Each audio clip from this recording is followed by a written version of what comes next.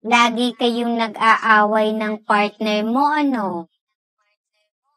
Ito ang 5 tips para sa matibay na relasyon. Listening. Seek first to understand. Importante ang komunikasyon, pero equally important din ang pakikinig. Sa pakikinig lang natin maiintindihan ang saloobin ng partner natin. Magbigay tayo ng space para marinig ang side ng bawat isa. Pag marunong kang makinig, hindi na kayo magkakaroon ng misunderstanding. Quality time. Gumawa kayo ng maraming memories ng partner mo para kung ano't ano man ang hindi nyo pagkakaunawaan, babalik kayo dun sa masasayang alaala nang magkasama kayong dalawa. Openness.